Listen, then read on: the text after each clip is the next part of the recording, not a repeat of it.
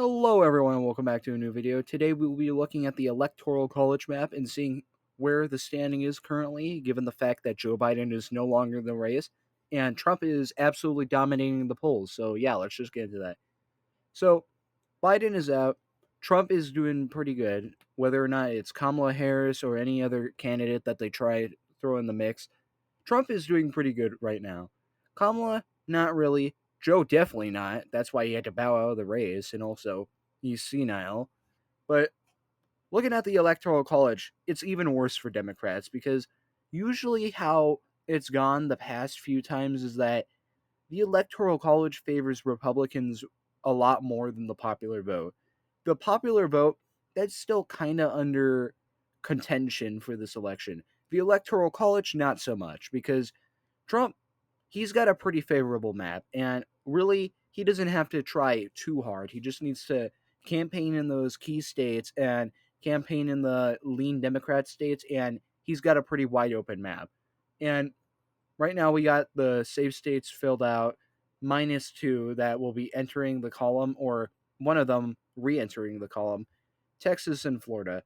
Florida, I mean, it's pretty much the red Colorado. It's going so far right that at this rate, it's not even fair to call it a likely state because Kamala Harris, her chances of winning the state is absolutely zero. Joe Biden actually has a better chance of flipping Florida in some magical scenario, but Florida at this rate, it's completely safe red. Really, it was only likely for so long because it hadn't read by a massive margin in quite a while, and there was some iffiness about it, but Trump has had a massive lead in the polls there for quite a while, and given the fact that it's maintained its red status and doesn't look like it's going left anytime soon, it's going to be safe. Now, Texas, on the other hand, there's a lot of things at play. First of all, the Texas Triangle that the Democrats thought was going to give them Texas, along with the demographic shifts in the South, those have both completely gone towards the Republicans. Texas Triangle, not so much, but again, you're seeing a lot more shifts to the right, like 2020. Houston actually shifted to the right, and 2022 is shifted again. And Austin, the Democrats have completely maxed out. They can't really gain any more votes there, so that's really going to be a big problem for them. And then also the Dallas Fort Worth area. Fort Worth, it's still mainly Republican. Winning it in 2020 was extremely lucky of Joe Biden, and the Democrats aren't going to be able to win it again. It's very unlikely that they manage to flip Fort Worth at all, or even the county that it's in.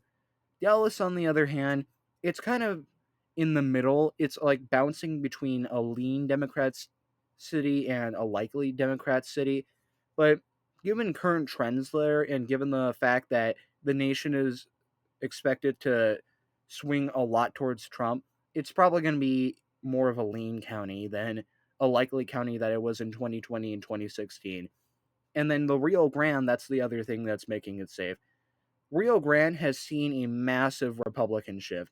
Republicans are making tons of gains there, and if Trump wins the Latino vote, it's not going to be even close in the Rio Grande. All the Democrat strongholds have been completely wiped away. Really, it's only El Paso at this rate. El Paso is a more safe Democrat state. It's not going to shift too much. It's more so going to be like Austin, where it's more of a problem of you completely bottom out if you're a Democrat because you can only get so many votes there. And it can't really make up for the fact that Texas, it's a very big state, and most of the counties are Republican, and they vote heavily Republican. It's not really a good state for Democrats to try and flip because Texas, you have to overcome all those counties, and they're even passing legislation saying that you need to win a majority of the counties to win any election there. It's going to be state elections for now, but don't think that they're going to move it over to the presidential election, but that's for future elections. Overall, Texas, it's going to be safe. It's going to go by more than 10 points.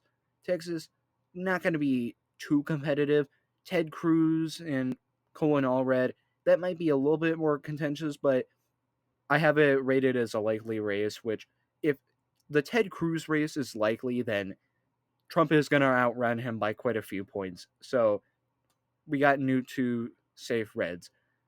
In terms of the Democrats, they don't get any more safe states. Colorado, New York, and Connecticut, and Oregon, Illinois, they're kind of leaning towards the likely space, in Maine first.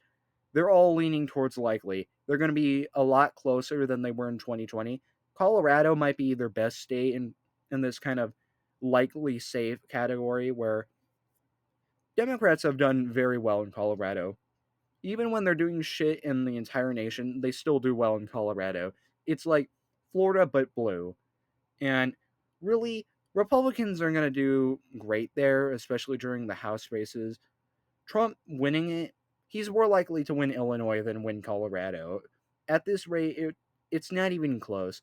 It wasn't even a swing state in 2016.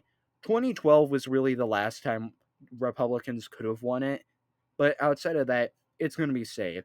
There might be a potential shift, maybe, but Democrats are doing pretty good so far, so it's going to be safe. And then all the other ones, they have their own reasons, which I'll make another video on that. So we got our likely to lean to toss up states on here, and you might notice that Delaware is also not filled in as a safe state. Joe Biden was the only thing keeping it not a likely state. But now, since he's off the ticket, it's going to be a likely state, along with its neighbor, New Jersey. Now, Republicans, they used to do pretty well over here. They used to be getting decent margins there. New Jersey and Delaware would often vote Republican in similar elections. Rarely did they vote for a different candidate, and rarely did they vote Democrat. It was really only in landslides or Jimmy Carter. But it's going to be a lot closer. Republicans have made some good gains there. They've really turned out the vote there, and it's not going to be enough to flip them, but it's going to be a lot closer. New York is definitely going to be a lot more Democrat than a place like New Jersey. Trump is actually beating Biden in the polls in New Jersey, which is pretty shocking, but do I really believe them? No. It's going to be likely blue, not Trump plus 2 or Trump plus 1. And then for your other likely blue states, there's actually not any more likely blue states. Now, you may be wondering, why is New Mexico not a likely blue? Well, my aforementioned Latino trends, those also apply to New Mexico. If Trump does infinitely better with Latino voters, then he's going to do pretty well in New Mexico. And also, if Kamala Harris and Joe Biden are continuing pissing off the white vote in New Mexico, then you're also going to do better in New Mexico. New Mexico, it's not going to be close like 2000 or 2004, but it's still going to be closer than 2020. It's going to be more like 2016. And I honestly would put in the lean column. It's going to be more close. It's not going to be entirely flippable, but there is some outside scenario that he manages to flip it. It's not very likely, but it's more likely than him winning Colorado or Washington or something like that. Now, going on with the likely and lean Republican states, there are quite a few actually. So, Georgia, it's kind of bouncing in between. Like, I want to put in likely, but also 2020 is a thing, so you kind of have to put in lean. There's just not enough certainty with its status. Like, it voted 5 points to 7 points in 2016, 2012, 2008, all these other elections. It was a likely to lean state. And then 2020, it voted for Joe Biden by a relatively small margin. Republicans definitely do better there than a lot of the other swing states, but it's kind of in that uncertain area, like how Florida was. It's not very clear what its status is. It's definitely Republican. It's just not what margin it is. It could be a lean state, it could be a likely state, it could be a toss up state, but it's going to be down the middle for my prediction. And then North Carolina, Republicans are actually doing pretty well there. I expect Trump to win it by a pretty likely margin.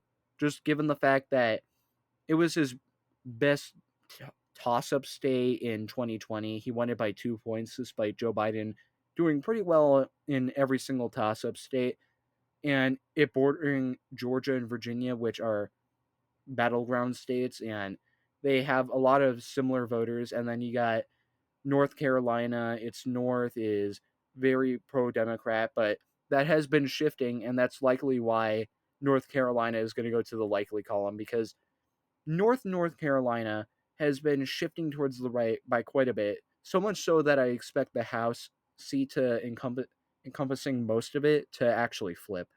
And really, with all the trends there, and mainly the one in the north, it's going to push it to the likely column. He's going to win it by a larger majority than the past couple of elections, but it's still not going to be safe.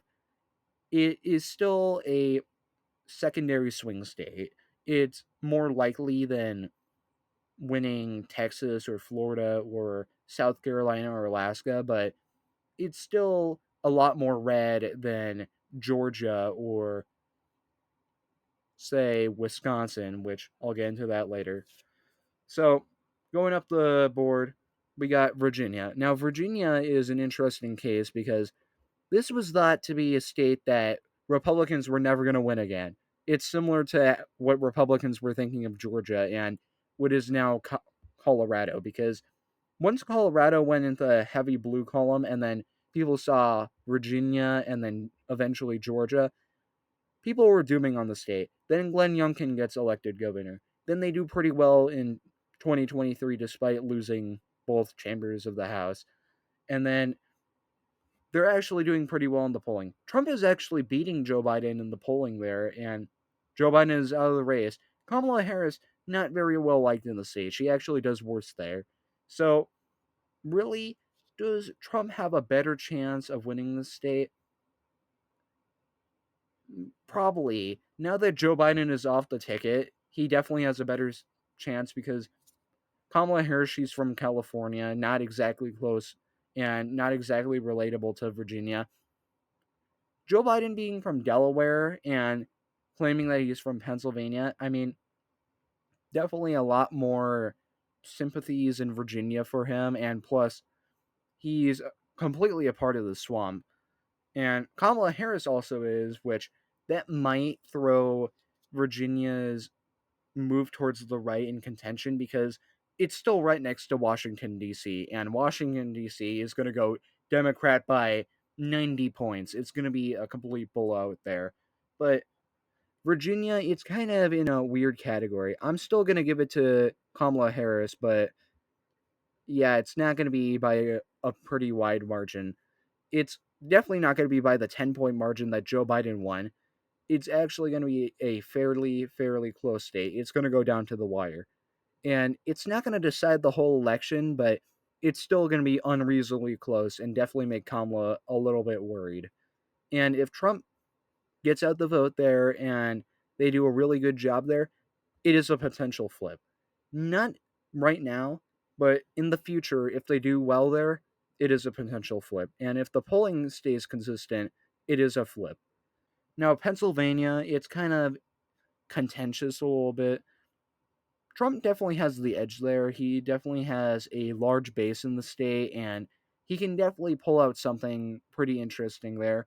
But again, there's a lot of iffiness. Pittsburgh and the suburbs near New Jersey and Delaware, those are definitely going to go blue. And then you really need to get out north Pennsylvania because North Pennsylvania is kind of going to decide who wins the state. Because if Trump doesn't get out the vote there and doesn't mobilize his base there, he's going to lose the state. But currently, Trump is actually doing a pretty good job there. I mean, he's doing a ton of rallies over there. He knows how important winning Pennsylvania is because if you win Pennsylvania, you are likely to win the election. Screw all the other states. You just need Georgia and Pennsylvania, and then you win. Kamala, she desperately needs to hold on to Pennsylvania because if she doesn't, then that opens New Hampshire, Virginia, Minnesota, Maine at large. It opens up all the lean Democrat states, and you don't want that. So She needs to hold her ground in the Midwest and specifically Pennsylvania, otherwise she loses. And Trump needs to gain there, otherwise he loses. So, what do I have it right now? Trump, he's doing pretty well in the polling, so I'm going to give it to him. It's definitely not going to be by a wide margin, but he's still probably going to win it. Now, Michigan, this all depends on what Kamala does here because, again, she might pick a VP from Michigan, Gretchen Whitmer. She might try and appeal to the Arab voters there by going full Free Palestine and just completely screwing the Jewish base in the Democrat Party, which also could screw her over in places like Pennsylvania or even New York and New Jersey and all those other states with high Jewish votes. But Michigan right now, since she hasn't made too big of a play for it, and there's a lot of uncertainty there, and we really only have to go off of the polling, Trump is still pretty likely to win it. It's not going to be by a gigantic margin. It's going to be by a way closer margin than Pennsylvania, but he still has a pretty decent shot at winning it. Now, Wisconsin, the Republicans have everything going for them. They have the demographics, they have the polling, they have the base there. All they need to do is get out the vote, and you could have a lean Republican state. And what they're going to try to do is that they're going to try and get out the vote, mobilize their base, because they, more than any other Midwestern state, they have a large base there. They have a large white working class base that they can pull on to deliver them a comfortable victory. And given the fact that the Democrats are currently on fire and Trump is doing so well in the election at large, Wisconsin, I think it might actually go lean this time. It's going to be by a much higher margin than 2020 or 2016, but it's still going to be relatively close. Definitely not near Georgia or North Carolina, but more so near Pennsylvania. And Minnesota, I mean, it's a potential flip. It's definitely there. It's definitely in play, but you have to overcome Minneapolis. And Minneapolis and St. Paul, they are demographic. Cut that out. They are democratic strongholds by every stretch of the imagination. So it's probably going to go in the Democrat column. Now, Nebraska's second district, this is an interesting one because it went for Trump in 2016, and then it went for Biden by around 7 points in 2020. Now it's back in the conversation as a toss up state or a toss up district. And really, it's been drawn a lot more favorably for Republicans. The House seat there is definitely a lot more secure than the actual district in the presidential election. I do think Don Bacon is still going to win it, but Trump, he might have a tougher time actually winning Nebraska's second. It's still definitely in play, but kind of like Minnesota, you got Omaha there, and you kind of got to overpower it with the remaining rural places that you have in Nebraska's second, and it could flip. It's kind of a 50-50 chance, but right now I'm thinking that it's going to go to the Democrats. And then back in New England, we got New Hampshire. I mean, Joe, he's doing relatively well in the polling. Now that he's out of the race, Kamala is there. I mean, they still do relatively well in the polling. Trump, he just doesn't have enough of a base in New Hampshire. It's definitely going to be pretty close like 2016, but not as close. This is bordering on a lean Democrat state because Joe, Kamala, they both have a pretty strong base in New Hampshire. And also, there's a lot of people from Massachusetts vote moving to New Hampshire. Guess what they vote for? Democrats. And that's kind of going to kill any chances of Trump winning. It's still technically in play, but not very. And in a certain scenario, it could be a flippable state, but Virginia and Minnesota are definitely a lot more flippable. And then The final state in New England, or the final district, Maine at large. So Maine at large is kind of in the same boat as New Hampshire. Definitely a lot more competitive because you got the second district being safe, and Maine's first district is basically bordering on being likely for Democrats, but you still got a big city overpowering pretty much all the votes. Maine first, they got the big city, and that pretty much overpowers any will of the voters in Maine second. But it's still relatively competitive. This is, again, another 50-50 shot. Maine is definitely a lot more Republican friendly than a place like New Hampshire or Minnesota, but I mean, it's still a pretty hard shot to actually win the state. And you definitely are going to have a lot better time in the Sun Belt, which is where remaining two states are. Trump has already won the election. This is pretty much just adding to his total. Nevada, he's doing this exceptionally well in the polling there, and really, it's going to be a more of a lean state. It was the same margin for Democrats both in 2016 and 2020, and that means that it actually shifted to the right. And I mean, it's got two big cities, but Reno and Las Vegas are not exceptionally Democrat. They are not like Chicago or Minneapolis or, say, New York City or San Francisco. They are not heavily Democrat. They still vote Democrat, but there's still a possibility that you could flip every single county.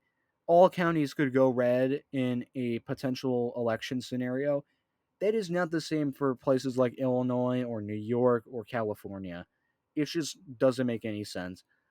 Nevada, however, you got a good rural base, and then inside your big cities, you also got a pretty strong base there. So it's going to shift further to the right, and Nevada might eventually become a likely Republican state, kind of like North Carolina, but we'll just have to see. Arizona, it used to be safe red. It's kind of drifted out of the Republican column. I mean, you got Phoenix there. That's kind of the main problem, is that Phoenix has gone pretty far to the left. Can Trump still win it? Yeah, probably.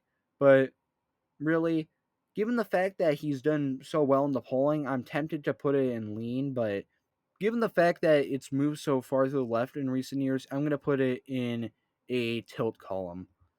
So, yeah, that is the official election map, 312 to 226.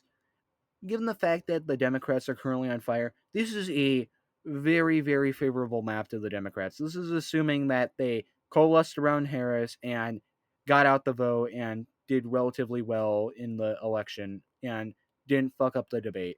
Because this is probably their best map, and they still lose. Kamala Harris, not a great candidate. Literally any other candidate that they try and pick, not a great candidate. Trump, he's doing pretty well. Assassination attempt boosted his credibility, and then RNC that boosted him, and then he was already doing well in the polling, so he's a pretty strong candidate. The Democrats are currently on fire, and they can't really put up anyone solid, so yeah, that's the map. I'll see you guys later. Bye.